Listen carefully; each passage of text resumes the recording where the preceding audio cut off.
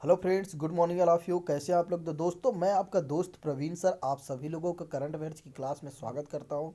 तो दोस्तों, जैसा कि आप सभी लोग जानते हैं, आज है 17 दिसंबर। 17 दिसंबर के करंट अफेयर्स में आज हम पढ़ेंगे 10 से 12 क्वेश्चन। डेली की तरह जैसे हम प्रतिदिन पढ़ते आ रहे हैं कि 10 से 12 क्वेश्चन। साथ ही साथ मैंने आपको एक चीज़ और भी बताना चाहूँगा। मैं बताना चाहूँगा कि दोस्तों, मैंने आपके लिए एक वीडियो अपलोड किया है, how to study the current affairs and how to complete the current affairs.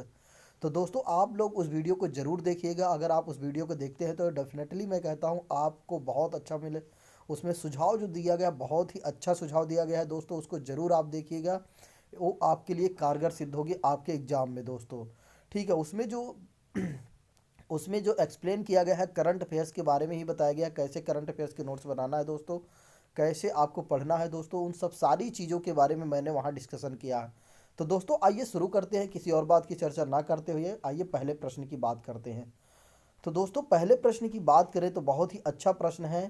पहला प्रश्न है दोस्तों कि export import bank of India ने हाल ही में विभिन्न बुनियादी ढांचा ढांचा परियोजनाओं के लिए किस देश को 448 मिलियन अमेरिकी डॉलर का ऋण दिया है। दोस्तों, बताया जा रहा है कि जो export import bank of India है, यानी कि एग्जिम बैंक है। कौन सी बैंक है दोस्तों? EXIM bank. एग्जिम बैंक ने क्या किया अभी हाल ही समय में? विभिन्न बुनियादी यानी कि वेरियस इंफ्रास्ट्रक्चर बुनियादी ढांचा परियोजनाओं के लिए एक देश को 448 अमेरिकी डॉलर का ऋण दिया है दोस्तों। वो कौन सा देश है दोस्तों? उज्बेकिस्तान। कौन सा देश है दोस्तों? उज्बेकिस्तान। उज्बेकिस्तान को एग्जिम बैंक ने क्या किया है? अभी हाल ही समय में 448 बिलियन डॉलर का क्रेडिट दिया है, यानी कि उधार दिया है दोस्तों। साथ ही साथ इसके बारे में और भी बताना चाहूँगा दोस्तों। अमेरिकी डॉलर एक मिनट दोस्त।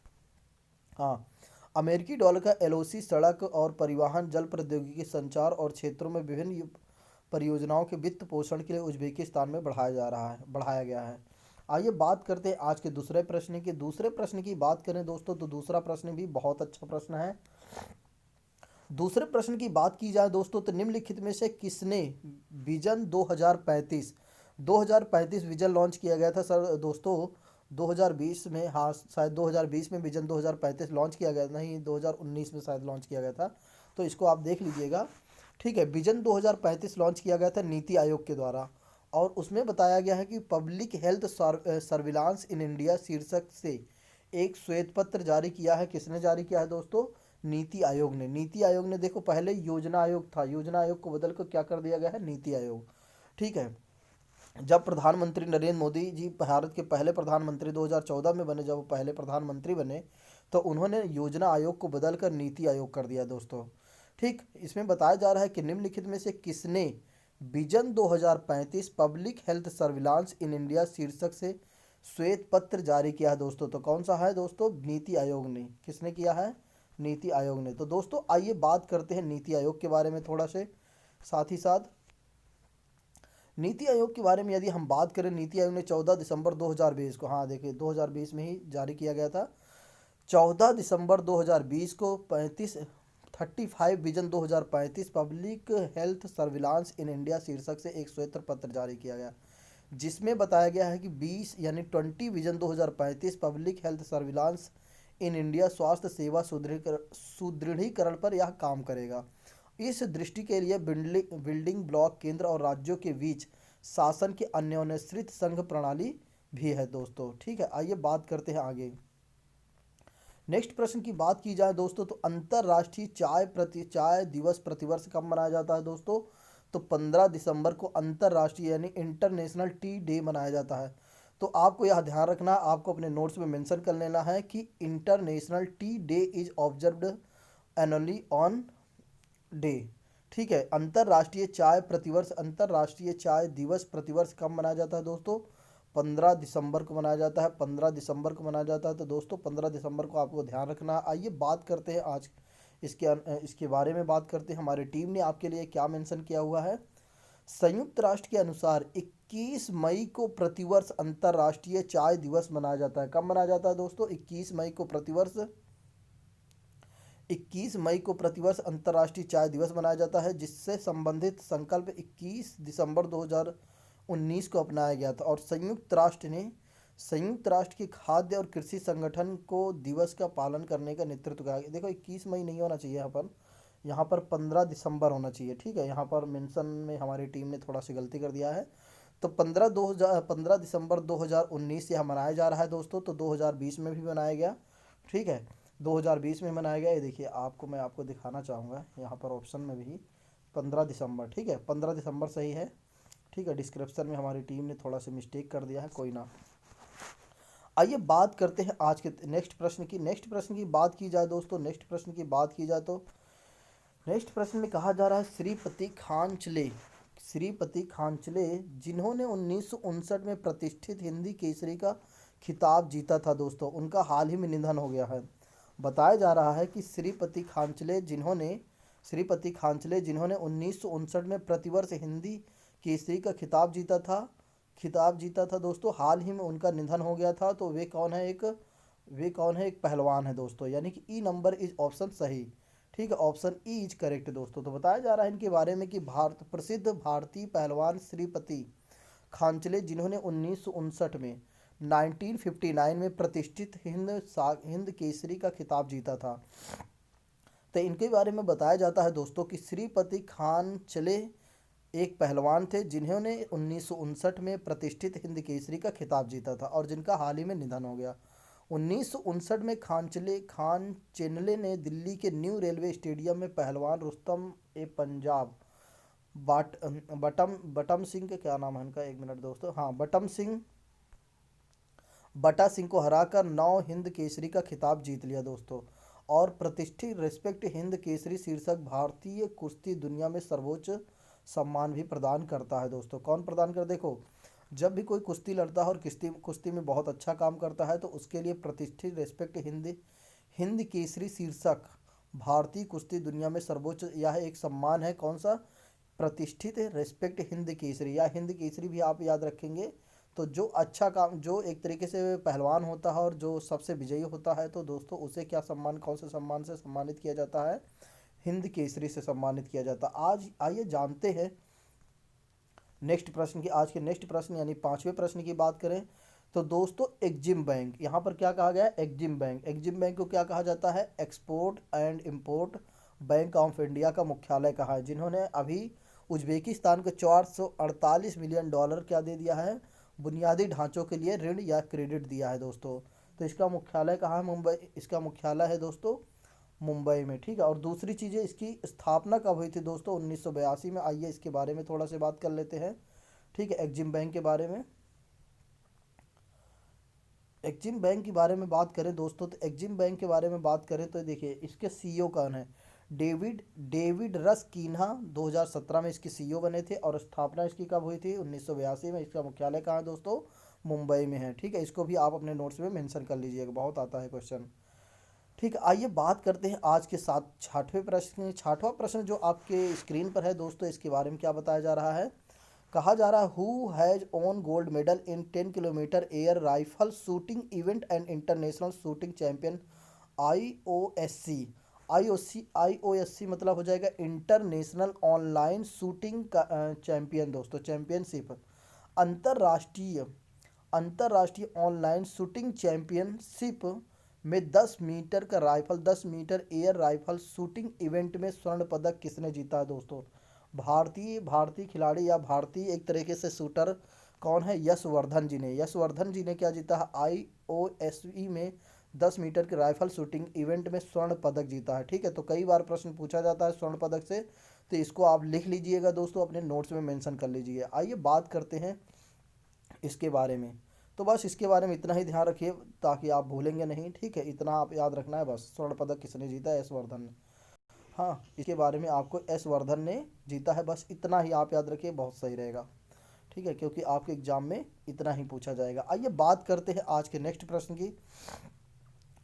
प्रश्न की बात की जाए। Garden rich ship builders and engineers limited द्वारा कोलकाता द्वारा हाल ही में लॉन्च किए गए जहाज़ का नाम बताएं जो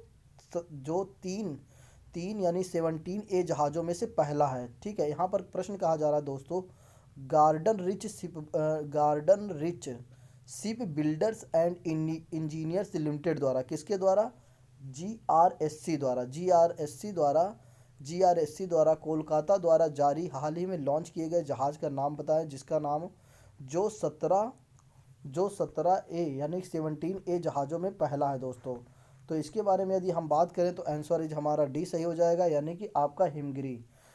हिमगिरी जो है, जो कि garden rich ship builders and engineers limited GRSC Kolkata में बनाए जा रहे 3 प्रोजेक्ट जहाज 17 ए यानी 17 ए जहाज़ों में से पहला ए है। ठीक है, क्या नाम है? हिमगिरी दोस्तों। हिमगिरी के लॉन्च ने भारतीय नौसेना के लिए 17 ए के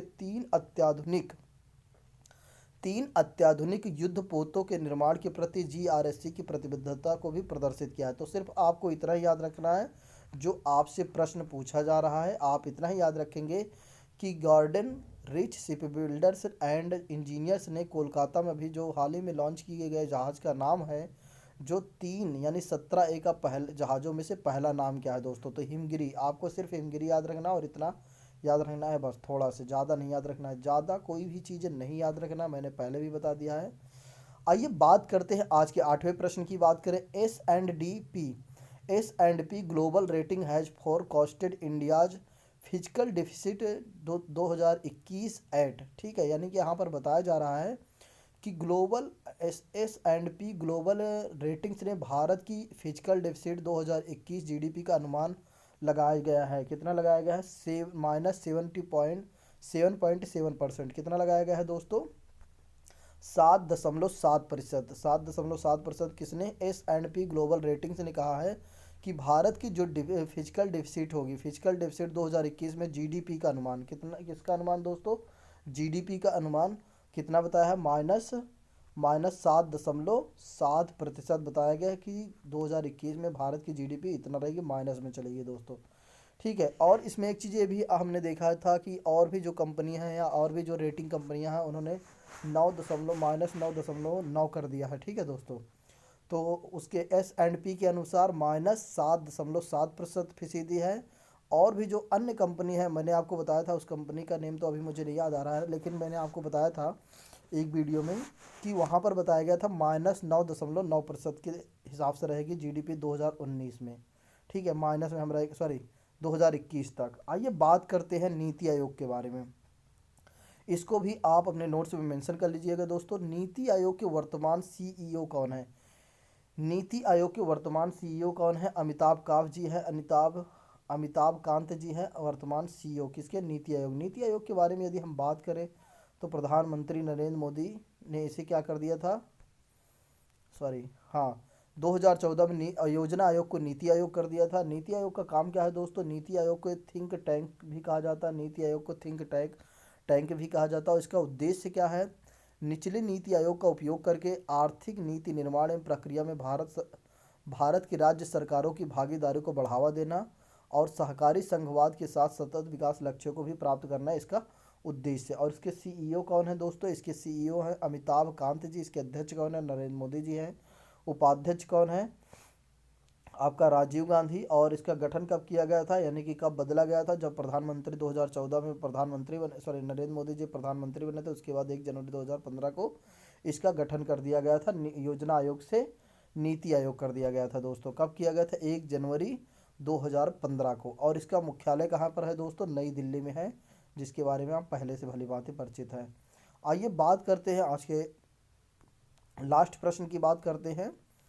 आज के लास्ट प्रश्न की बात की जाए दोस्तों तो निम्नलिखित में से किसने e agriculture spot market platform BEAM launch किया है दोस्तों? सॉरी दोस्तों, कहा जा रहा है कि निम्नलिखित में से किसने agriculture spot market platform BEAM launch किया है दोस्तों? तो किसने किया है दोस्तों? वही आपका क्या है, हाँ, बॉम्बे स्टॉक एक्सचेंज ने। किसने किया है दोस्तों? बॉम्बे स्टॉक एक्सचेंज ने इसको लॉन्च किया है दोस्तों। ठीक है, इतना चीज़ें ध्यान रखने वाली कोई बात नहीं है, बस उसमें से 1-2 पॉइंट जो मैंने आपको बताया उतना ही आपको ध्यान रखना है, बस बाकी सब आप पढ़ते चलिए।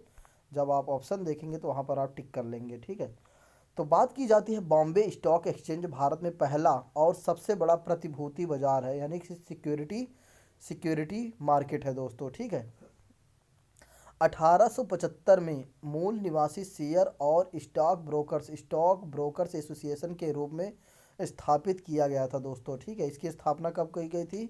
1875 में। बॉम्बे स्टॉक की स्थापना कब की गई थी? 1875 में की गई थी। ठीक, और किसके रूप में इसे किया गया था? जब पहली बार इसे किया गया था तो इसे ब्रोकर्स एसोसिएशन के रूप में स्थापित किया गया था। बीएससी ने खुदरा ऋण बाजार सहित भारत के पूंजी बाजारों को विकसित करने में भी यह मदद करता है, और भारतीय कॉर्पोरेट क्षेत्र को विकसित करने में भी यह मदद करता है दोस्तों। आइए आज के last question of the day की बात कर लेते हैं, और उससे पहले कि कल के क्वेश्चन को हम डिस्कशन कर लेते हैं दोस्तों। कल का क्वेश्चन था कि करो या मरो का नारा किसने दिया था? करो या मरो का नारा किसने दिया था दोस्तों? महात्मा गांधी जी ने दिया था। महात्मा गांधी जी ने दिया था। इसको आंसर आप समझ लीजिए, सुन लीजिए, वैसे तो पहले भी जानते थे आप। तो दोस्तों आज का जो प्रश्न है इसको आप हमें कमेंट बॉक्स में ज़रूर बताइएगा। आप लोग क्या करते हैं, देख कर निकल जाते हैं, जो कि सबसे गलत बात है। ठीक है, आप लोग फिर आप ही केयरलेस बोले जाएंगे। अब मैं आपको क्या कहूँ। ठीक है, चलो आइए बात करते हैं आज के लास्ट प्रश्न की। इसको आप आंसर में कमेंट में ज़रूर दीजिए। इंदिरा गांधी इंदिरा सागर बांध किस नदी पर स्थित है? इसको आप लोग कमेंट बॉक्स में ज़रूर बताइएगा। तो दोस्तों आप आज के लिए बस इतना रखते हैं। थैंक यू सो मच दोस्तों। जय हिंद।